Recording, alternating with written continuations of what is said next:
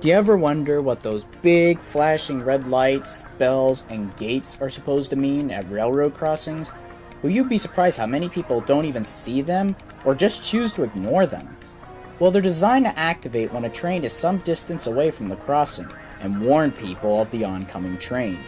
No one should ever try to beat a train across the gates, but people still do, even to this day, even truck drivers. And it was one such accident that helped shine light on such an issue. On March 15, 1999, Amtrak Train 59, the city of New Orleans, was running southbound from Chicago, Illinois to New Orleans, Louisiana.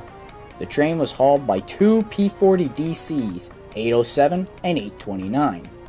207 passengers and 21 crew members were on board the train, including a few high schoolers from Jackson, Mississippi, returning from a skiing trip. The fifth car, which was a sleeper car, was also packed. Tickets were sold out for that particular car. As passengers sat down to relax, have a drink, or to sleep for the night, they had no idea what they were in for. At a railroad crossing in Bourbonnais, Illinois, 58-year-old John R. Stokes was driving his truck loaded with steel and was approaching the crossing at 9:47 p.m. The train was already beginning to approach the crossing at 79 miles an hour, but strangely the crossings didn't activate just yet as the train got a few miles close. Eventually they finally did, but Stokes proceeded through the crossing, disregarding the signals. He thought he could beat the train across without his load shifting off the truck. The engineer spotted this, and he knew he would never clear the tracks in time. So he hit the emergency brakes hard, and just when Stokes thinks he's safely across,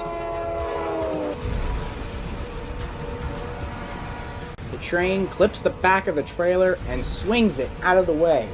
The locomotives shift out of balance off the track from the collision and derail.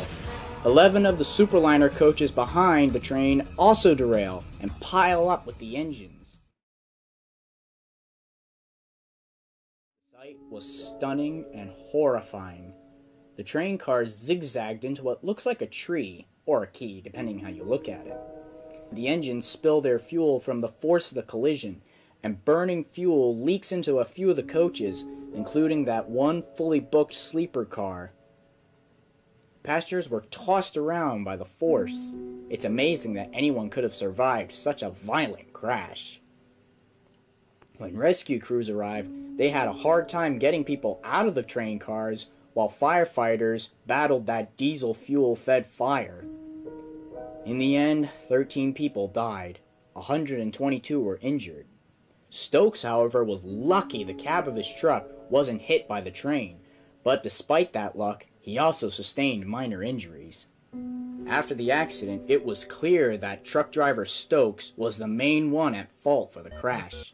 He had a string of various traffic violations in the past, and this one was no exception. Even his trucking company, Melco, was guilty of different safety violations over the years. However, the Illinois State Police, which conducted their own separate investigation on the crash, stated that the railroad crossings may have either failed or was too late to warn about the train. After the front axle of the train passes over the beginning of the approach circuit, it would take approximately 20 seconds to fully activate the crossings and have the gates fully down, as federally required. However, since the train was going really fast, the crossings couldn't activate fast enough for the train. One person said that the crossing gates began to come down just as the front of the train actually made it to the crossing. Even Stokes said that they didn't go off before his truck was literally sitting on the tracks. While this was true and confirmed by the chief engineer for the company that manufactured the track detection equipment, Harman Industries, it still doesn't excuse Stokes' behavior to try and beat that train. He was also not fully rested apparently at the time of the crash, which may have impaired his judgment.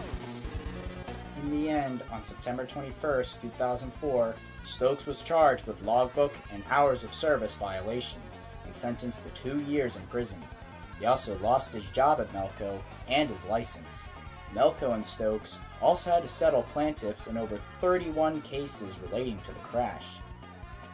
It was later found out that Stokes had multiple violations that required his attendance of traffic school 5 times in 3 different counties, which should have resulted in his license being suspended at the time of the wreck. If that happened, this wreck probably would have been avoided. He later died in February 2007. The NTSB made loads of recommendations, mainly regarding railroad crossings, including having event recording devices installed in them and better passenger reading lists for rescuers to read. It's been 19 years since this crash, and people still try to drive around the gates at railroad crossings, and people still get killed by them. But with the right education, understanding, not to mention learning how to drive and be patient, we should see these kind of accidents decrease in years' time. But I just don't think we're there yet, sadly. Be safe when you're driving, and don't drive around the gates at railroad crossings. I don't want to record a death on tape.